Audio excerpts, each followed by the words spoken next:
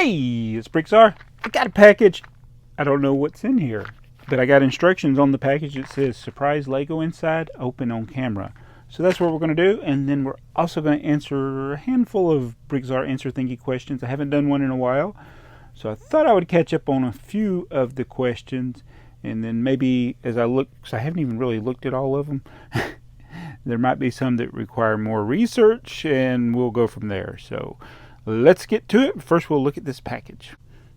I keep telling myself that this table that I use for showing things, reviews, if that's what you want to call them, that I would not leave stuff on it, but yet I always do. And I think even if I had one of those little infinity backgrounds, I'd probably still leave a bunch of stuff piled up on it. So yeah, I have nowhere to open this, so that's why I'm just rambling about that right now. Let's see if I can. It's pretty tightly packed, so let's. And it came from Michigan, so I'm going to see if I can open it without damaging it. Without a BBI moment. Oh good, he's got it padded pretty good in there, so that's good. Ugh, there we go. Alright, I hope there's a note.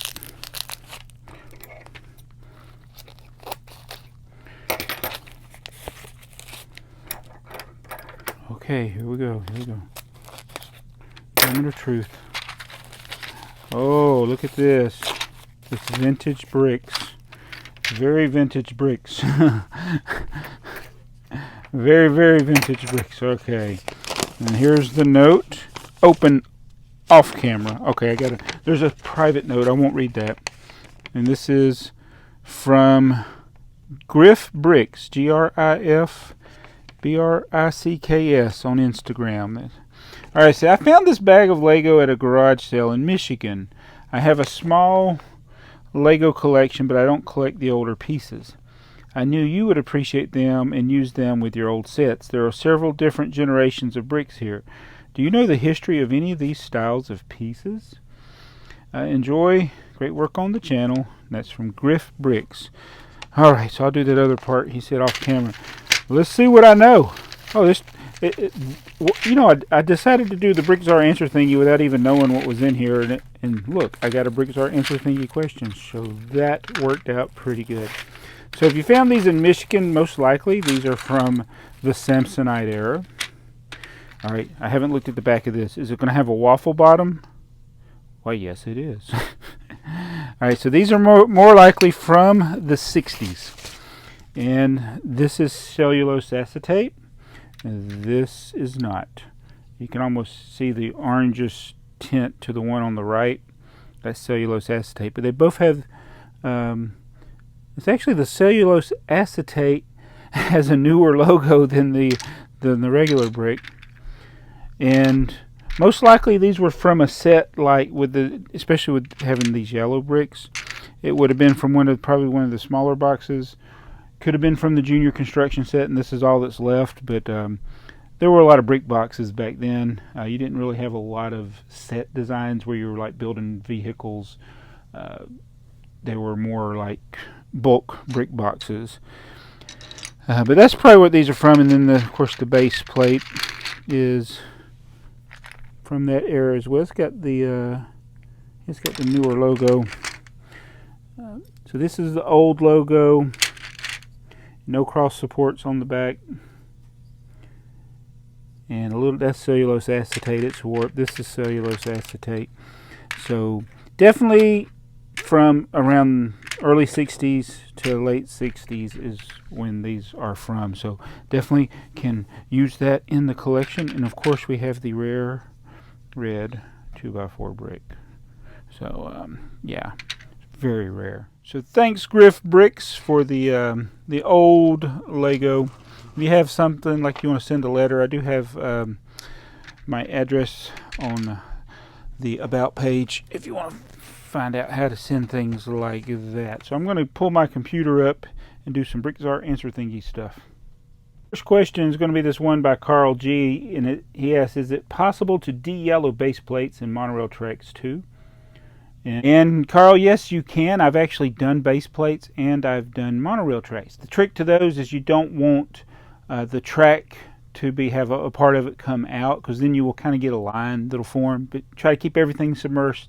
Rotate them daily, and it should work. I didn't have any problem with it, and it worked for the base plates. Now I'm talking about base plates that are light gray, much like the monorail track. So it should work. I had some that were yellow, and it took care of it. So it will work with those and shouldn't damage them. Question from Penfold. He actually asked a lot of good questions. First one, I might not get out to all of them, but one of them is about the 12-volt motor.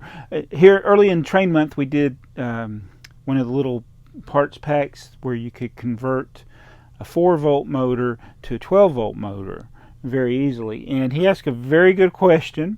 I should have considered it in the video, but he said, how do you get, yes, you can change it. Well, let me read the question. He says, how do you, I don't think the 12-volt conversion is always that simple. Don't you need to have a particular design that has sprung terminals on the underside of the motor to contact the power center rails for the 12-volt, or am I missing something?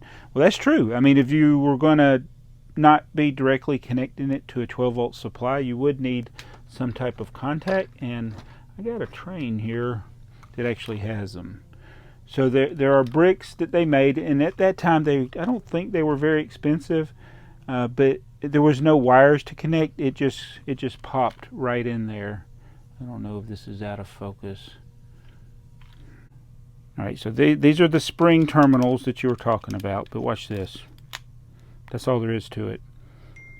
So there's contacts right there, and then you just go plop, and then you made the conversion. So this is another part that would either be in sets or an accessory pack, and actually this magnet is extremely rare.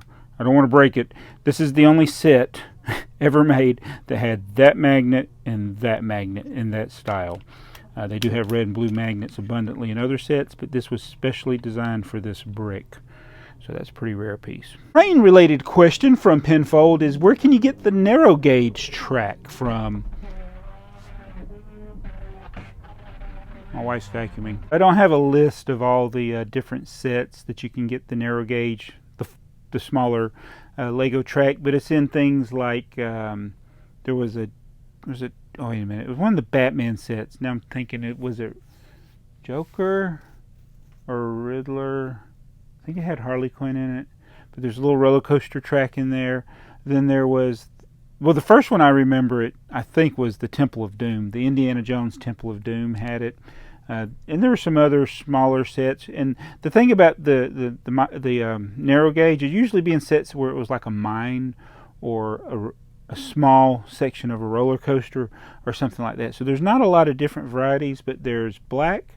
Oh, you got a complete circle in one of the Alien Conquest sets. It was a flying saucer, and they used the railroad track to hold the shape in place. So you got a complete circle of the black track. So that was probably the set with the most track.